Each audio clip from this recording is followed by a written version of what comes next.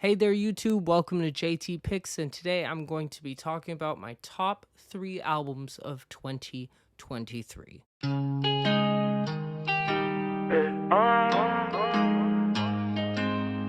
Normally, by the end of the year, I make a video for Christmas that kind of acts as my final video, and it's been a little bit of a tradition. But this year, I didn't. That's because my school literally went on to like the 17th of December. And then the week I had that I could have made a video for Christmas, I got sick. I couldn't talk without coughing. So, yeah, I wasn't able to make any videos for Christmas. Not only will this video serve as a closer to 2023, but it'll also serve as a review video for an album that I did not cover yet, one that came out in November, which is my number 3 album. But before that, let's quickly get into the honorable mention, which is KB's His Glory Alone 2. The album was originally in 3rd place, but then this album that came out in November dropped and took its place, and I believe the thing that kind of edged it out and allowed it to overcome KB's project was the replayability of HGA 2 versus the replayability of this other album, and the concept, because the concept was very loose for KB's album, almost non-existent, like Utopia's was. Travis Scott's Utopia. I mentioned that in the review video. Those two things are basically what ruined KB's chances of making it onto the podium, but at least it gets an honorable mention. Number 3, drumroll please. The First Time, the Kid Laroi. I am a Kid Laroi fan. His Fake Love, yes, I'm calling it Fake Love. His Fake Love mixtape series is probably, and no, not is, probably. It is, period. One of my favorite albums of 2019. It was on repeat for me. It's one of my most played albums of that year. And every single time he dropped another mixtape, it was always on heavy rotation because it was such a good project. Yeah, some might call it generic or stuff like that, but and I'm not going to disagree with that. I'm not going to disagree and say, "Oh yeah, it's more than generic." No, it kind of is a little bit generic. But that's the thing. In its generic qualities, it excels. It does what it does, and it does it good. I'm not here for some alternative psychedelic make me think. I'm not here for that. I'm here for music, and if you got good music, you got good music. So he always impressed me with that. But now he's got this album which he was supposed to release in 2021, and now it's the end of 2022. He was supposed to release it early 2022, and he instead releases it nearly 2 years later. So there were expectations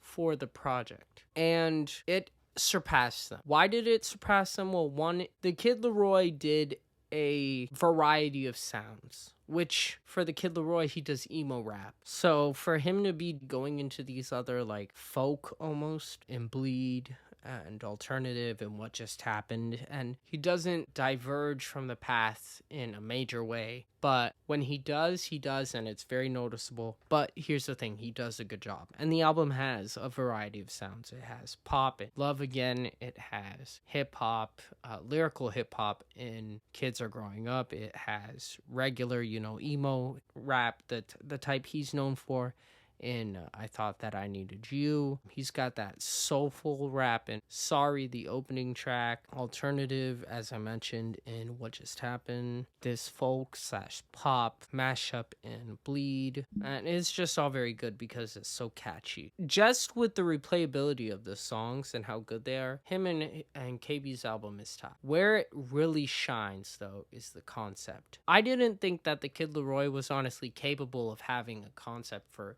such a mainstream album like this one. I thought, as a lot of albums these days have, the title means nothing the first time. When you start listening to the album possibly or beforehand, I was like, okay, maybe the first time, maybe it's talking about a first sexual encounter or something like that. But no, thank God, that's not what it meant. It meant the first time you feel any type of emotion, love, fear, heartbreak, happiness, wonder, and any of these feelings the first time.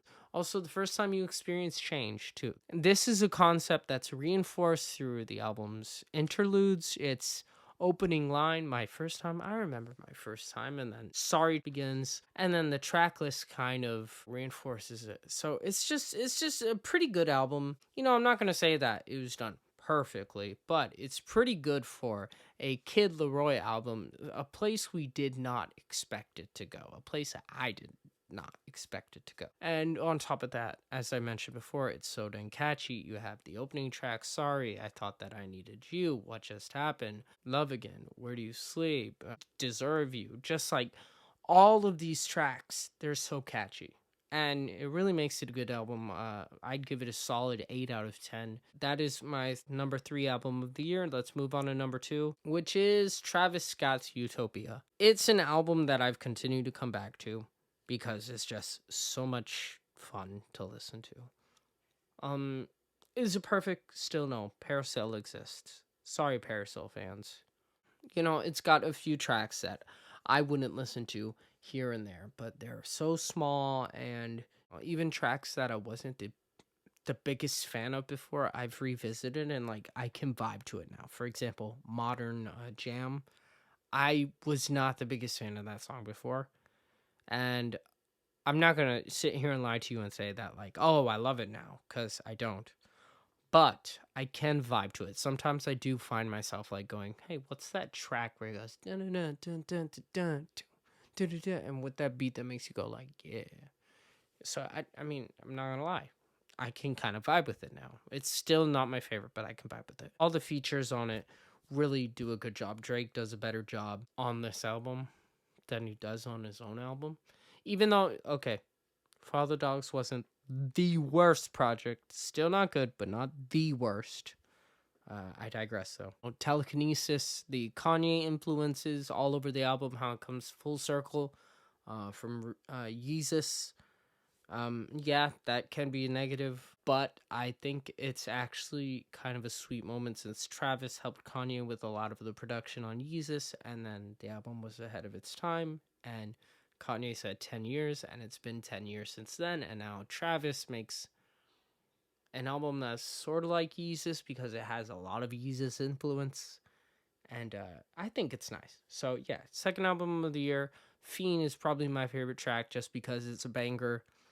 And yeah. And now my favorite album of the year, and I'm so happy that it is John Keith's Eremos. When I heard it, I knew it most likely wasn't going to be topped, and it wasn't. Nothing got close to it. And I'm so happy that a Christian album made it to the top. The reason for that is because I don't treat Christian music differently. Like maybe I'll look at it from a different perspective because I myself am a Christian. But I treat it, both of them, Christian music and secular, sonically like the same. Whichever one sounds better is what's going to get more playtime. And in these two worlds, Christian music often fails because it's not as good sonically as secular music. It's like movies, except there's really no comparison because Christian movies is all the way down on the floor and secular movies is all the way up there in the heavens because I'm sorry, you have two wildly different worlds, and I have my own opinions on that. Maybe there'll be a video on it later, but yeah. But Christian music can, not all the time, but it can reach the level of a secular song. To me, it can. To others, it might not be able to, but to me, it can. I can get the same feeling from a Christian song that I can from a secular song, and vice versa. All of that to say that I look at Christian secular music the same, and that's why more often than not you won't see like a Christian album as the number one spot, because while Christian music can be good and it has made strides, if you made me pick Justin Bieber versus Sam Rivera, I'm gonna pick Bieber every time. If you're gonna make me pick Drake versus Aaron Cole, I'm sorry, Aaron, you make good music, but I'm gonna go with Drake because he has some bangers that I can't live without. When you put it in those types of ways, there is the reason as to why one outdoes the other, and most of the times it's secular. I'm sorry. So every once in a while, when an album like this comes out and it is from a Christian and it is from a perspective that reflects my own, that I share with the artist, I love that, first of all. But second, it's just, an accomplishment because this is a piece of art. And it's a piece of art that was made by someone who shares my beliefs. Even if you were to toss the Christian label aside, which You can't really, because that's what this album about. This album's about Jesus and where he is in the darkest times of your life. Even when you don't think he's there.